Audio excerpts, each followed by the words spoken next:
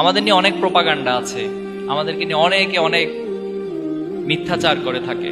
এর মধ্যে একটা মিথ্যাচার হলো আমরা রক কাটি, ঠিক না? তোমরা শুনেছো এই রক কাটার ঘটনা?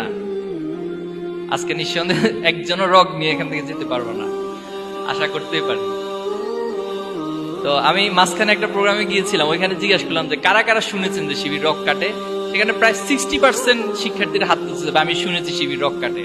তো শিবির রক কাটে এটা জেনে শুনে শিবিরের প্রোগ্রামে এভাবে আসা, এটা তো অনেক বড় সাহসিকতার বিষয়। মানে কম সাহস হলে কি এটা সম্ভব যে জানি যে একজন লোক রক কাটে, অথচ তার প্রোগ্রামে এসে আমি খুব সাবলীল ভাবে বসে আছি?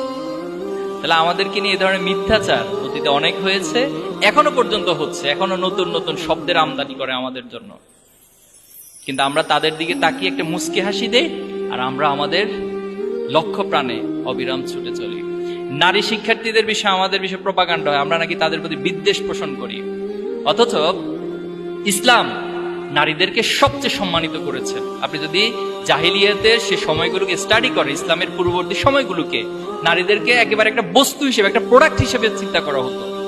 শুধু তাই নয়, কোনো অভিভাবক, কোনো পিতামাতার ঘরে নারী সন্তান জন্ম নেওয়া মানে এটা তার জন্য লজ্জাকর একটা বিষয় ছিল, এবং জীবন্ত সেই নারী সন্তানদেরকে কবর দেওয়া হতো।